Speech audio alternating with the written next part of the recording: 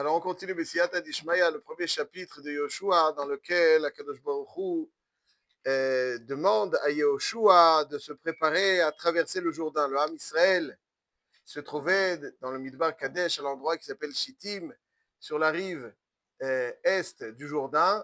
Et Akadosh Baruch Hu leur demande de se préparer à traverser le Jourdain, le Yarden, et ils arriveront donc, suite à leur traversée, et comme on le sait, face à la ville de Yericho. Et Hachem encourage Yoshua, Chazak ve'ematz, ki ata tanchil et ha'am hazeh, et haaretz asher nishbati la'avotam. Donc, Akadosh Baruch Hu demande à Yoshua, voilà, le moment est arrivé de traverser le Jourdain pour entamer la conquête d'Eretz Israël. Mais auparavant, Yoshua, avant de traverser le Yarden, Yoshua a fait appel aux tribus de Reuven et de Gad, et qu'ils se sont engagés et lorsqu'ils souhaitaient avoir pour héritage la partie est donc du Yarden, comme c'est marqué dans Parashat Matot, et donc ils se sont engagés à aider le Ham Israël à traverser le Yarden et à conquérir Eretz Israël. Donc Yoshua les convoque et leur dit, voilà, est arrivé le moment où vous devez respecter votre engagement qui consiste à aider le Ham Israël dans la conquête. Même si vous, a priori, vous dites, hey, nous on est tranquille, on a déjà trouvé l'endroit qu'il nous faut, qui nous convient, impérativement, vous devez laisser vos femmes, enfants et biens sur la rive est du Jourdain et vous devez traverser et pas simplement aider le Ham Israël dans sa conquête, mais atem tavru chamushim lifnei achechem. Kol gibur achail vazer temotav. Les commandos du Ham Israël seront donc ceux de Reuven et Gad. Non, là ils étaient suite à la conquête, ils ont pris cet ordre. Et Reuven et Gad et la moitié du chevet de Ménaché confirment à Yoshua qu'ils sont effectivement dans ce respect de cet engagement, ils ont l'intention de traverser le Yarden pour aider le Ham Israël. Oui, c'est-à-dire le double. Oui, Atnaï Kafoul, la condition était double, ok, parfait, Hazak. Et il renforce Yoshua, il lui dit, Kol ish asher yabret picha v'lo yishmet dvarecha, yumat rak chazak ve'emat. Donc il se range avec Yoshua pour le renforcer et effectivement donc aider. Donc là le Ham Israël se prépare, Yoshua annonce au Ham Israël qu'il doit prendre des provisions qu'il faut, en tout cas qu'il doit se préparer à un voyage, puisque dans 3 jours ils vont traverser le Yarden. Voilà donc comment s'achève le premier chapitre. Ce qui est intéressant et ce qui retient notre attention dans l'une des phrases que j'aime beaucoup dans ce Pérec, entre autres, c'est la suivante. Akadosh Baruch Hu s'adresse à Yoshua. La première phrase où il lui parle de conquête d'Eretz Israël est la suivante. Hachem donc dit à Yoshua, Moshe avdi met ve'ata, kum avor et hayarden hazeh. Moshe, mon serviteur, n'est plus. Et c'est à toi maintenant de prendre le leadership et faire traverser le Ham Israël le Yarden. Et évidemment, ici, il y a une question. Moshe Avdimet, c'est une annonce. Yoshua, le Ham Israël savait que Moshe Avdimet. Est-ce que Akadosh Baruch Hu avait besoin de dire à Yoshua, Moshe Avdimet? Vraisemblablement. Et donc, si tout le monde est au courant, pourquoi est-ce qu'il a-t-il besoin de lui dire Moshe Avdimet? Maintenant, traverse le Jourdain, c'est toi qui dois, à la tête du Ham Israël, traverser le Jourdain. Il aurait pu lui dire, Koum avor et Yarden. Moshe Avdimet, ve'ata, suite à la conséquence de la disparition de Moshe, Koum avor et Yarden.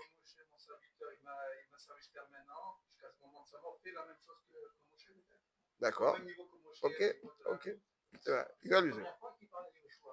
La première fois, comme il dit très bien Rabbi Shimon, la première fois, Yoshua, ici, ça se passe 30 jours après la disparition de Moshe. Après la Avelout de Moshe, la tristesse immense du Ham Israël, qui à tel point ne voulait même pas laisser Moshe mourir. si ce n'est qu'Hachem l'a ordonné de mourir. C'est une autre souga, mais en tout cas, il y a eu 30 jours de Havelut très forte pour Moshe Rabbeinu, donc la Havelut ne peut pas résider, la névoie ne peut pas résider en période de Havelut. Donc c'est la première fois que Yoshua va être mitnabé, et les premières phrases qu'Hachem adresse à Yoshua, il lui dit Moshe Avdimed v'ata kum avor et hayarden hazeh. אז בפשט פשוט, רש"י הקדוש nous le dit ici, ואילו היה קיים בו הייתי חפץ. Quelque part comme si Hachem laissait entendre à Yoshua, j'aime Moshe. J'aurais tellement aimé que ce soit lui qui accompagne le Ham Israël dans sa conquête. Mais n'étant plus là, c'est-à-dire s'il s'adresse à Yoshua direct, il lui dit vas-y, fais passer, comme si c'était lui le Lechatrila. Il fait entendre, c'est pas, le Lechatrila, c'est Moshe. Moshe Avdimet. Il vient, oui, il vient pas lui annoncer la mort de Moshe, il vient lui dire le pourquoi il prend les rênes du peuple. Yoshua est devenu roi ce jour-là. Ouais, il est un roi, il y a marqué dans le Rambam, dans le Chot Machib, que Yoshua avait un digne de Melech. Oui, mais Akadosh Baruch Hu fait savoir à Yoshua que c'est pas un Lecha, il fait savoir au Ham Israël par le biais de Yoshua. La question n'est pas s'ils sont au courant ou pas, vous avez raison, ils sont au courant. Moshe Avdimet, c'est la raison pour laquelle je te donne, parce qu'il n'est plus. C'est pas quelque chose, un chidouche que leur dit. Moshe Avdimet, vous savez, Moshe Avdimet, comme Moshe n'est plus là, Mala saute. Il n'est plus là, donc, ça c'est le pshat pachout que Rashi nous donne. Mais, il y a une interprétation qui est rapportée aussi dans Rashi et qui se base sur la Gemara dans Maseret Temura, Daf Tetzain Amud Aleph. La Gemara dans Temura, sur la base de ce pasouk, Moshe Avdimed va takum avor et Yarden. Azé, la Gemara donne une interprétation très, très intéressante. Elle dit comme ça, le jour de la ptira de Moshe, pendant la période de deuil de Moshe, il y a un grand nombre de halachot qui ont été oubliés. Moshe Rabbeinu, c'était Moshe Rabbeinu. Le puits, la source de Chochma, Mesirat Torah, c'est pas Moshe Rabbeinu. Amar Rav Yehuda Amar Shmuel, 3,000 halachot nishtakru bime evlo shel Moshe. Il y avait un bon nombre de halachot qui ont été oubliés pendant la période de deuil de Moshe. Et Amroulo le Yoshua she'al Amar lahem lo b'shamaymi. Il ne pouvait pas demander. Et donc, on était vraiment dans l'embarras, dans la mesure où ces halachot ont été oubliés. Et la Gemara poursuit, elle dit, comment ça se fait qu'elles ont été oubliées? Comment ça se fait que Yoshua, qui était le Mesharet Moshe par excellence, ne va pas réussir quelque part? Donc, le Ham Israël est très courroucé. Il y a marqué dans la Gemara. Comment ça se fait que Yoshua, qui est le successeur, c'est toi le dirigeant, c'est à toi de nous enseigner, et il y a 3,000 halachot qui ont été oubliés. Omar Rav Yehuda Amar Rav. Donc là, c'était Rav Yehuda Amar Shmuel, maintenant c'est Rav Yehuda Amar Rav. Comment ça se fait que ça a été oublié? Besha'a sheniftar Moshe Rabbeinu le Gan Eden. Lorsque Moshe Rabbeinu était sur le point de se rendre au Gan Eden. Amar lo li Yoshua she'al mimeni kol sfekot yesh lecha. Est-ce qu'il te reste des questions, mon cher élève? Des doutes que je peux encore... Amar lo Rabbi, klum inachticha sha'achad ve'alachti lemakom acher. Est-ce que je t'ai laissé un seul instant? Jamais. Yoshua, il était collé à Moshe Rabbeinu. משרתו יהושע בנו נער לא ימיש מתוך האוהל. Quelque part, c'était pas mal intentionné, mais comme il dit, comme s'il disait, tu peux mourir tranquille. Tu m'as tout transmis. Et ici, paradoxalement, Miyat Tashash Kocho Shel Yoshua. Moshe Rabbeinu, vraisemblablement, il n'était pas très satisfait de cette réponse. Quoi, ça y est, tu n'as plus besoin de moi, tu sais tout. Le maître a besoin d'être le maître jusqu'au bout. Yoshua a fait sentir à Moshe Rabbeinu que c'est bon. Le relais est passé, c'est bon. Tu peux mourir tranquille. Donc, en cherchant à le tranquilliser quelque part, il y a une forme où Moshe Rabbeinu n'est pas comme si, bon, ok, l'élève, le relais est fait, c'est bon. On n'a plus besoin de toi, on sait tout, tu peux partir, tu peux mourir tranquillement. Il y a des finesses ici, que le maître doit se ressentir qu'il est maître jusqu'au bout. qu'il a à transmettre, sans arrêt. Miyad tashash kocho shel Yehoshua. À ce moment-là, quand Yehoshua a dit, c'est bon, maître, je sais tout. Aïe, aïe, aïe. Miyad tashash kocho shel Yehoshua, v'nishtakru mimenu shelosh meot halachot. Là où après, il y a la période de deuil de Moshe et il y a la période donc shlosh meot halachot qui ont été oubliés. Ve'amdu kol Israël leorgo. Et le Ham Israël donc voulait le tuer à Yehoshua parce qu'il lui en voulait. Parce que c'est à cause de lui qu'il s'est passé ce qui s'est passé. Ok, donc malheureusement, on est dans la situation où certaines halachot sont oubliées. On fait quoi maintenant? Il faut les récupérer. Comment on les récupère? Donc là, on parle avant la conquête. On est dans le premier mois, avant l'ordre, l'injonction divine de traverser le Yarden. Il y a des halachot qui sont oubliés et qu'il va falloir récupérer. Comment? Et là, il y a une phrase dans la Gemara qui est vraie. Amar lo HaKadosh Baruch Hu, lomar lecha i efshar. Je ne peux pas te dire, Torah lo b'shamayim. Maintenant, la Torah, elle doit venir du Ham Israël. Lech v'tordan b'milchama. שנאמר, ויהי אחרי מות משה עבד השם, ויאמר השם ליהושע, קום עבור את הירדן הזה. Donc c'est une phrase très très bizarre. Comme si le Ham Israël en voulait terriblement à Yehoshua. Comment Yehoshua, tu as oublié? C'est à cause de toi que tu as oublié. Parce que tu as dit à Moshe, c'est bon maître, tu peux mourir tranquille, je sais tout. Aïe! Dès que quelqu'un y croit qu'il sait tout, nous, il se passe ce qu'il se passe. N'est-ce pas? On le voit à plusieurs reprises dans le chasse. Même Hillel Azaken, quand son immensité, Psachim Samech Vav, avec les Bnei Betera, Bemoado, quand Pesach Dochet à Shabbat, à un moment il les gronde. Kol Achacham, Kol Akoes, Im Chacham ou Chochmato Mistaleket Emenu. Donc quelque part il manquait cette dose d'humilité, d'effacement. Encore le dernier de Yehoshua face à Moshe. Donc là, Israël en voulait à Yehoshua. Donc on fait quoi? Alors que le Baruch Hu lui dit, occupe-les avec la guerre. Alors une lecture très superficielle nous donne l'impression fais-les oublier que c'est oublié. L'ech vetordan bamilchama. L'ech vetordan bamilchama. L'ech vetordan bamilchama. C'est ça l'objectif, c'est de les faire oublier qu'ils ont oublié. Le pshat, c'est pas ça. Le pshat, il est comme ça. Le pshat est barou. Quand on se bat pour Eretz Israël, la Torah s'offre à nous avec plus d'insistance. Ils ont oublié des halachot.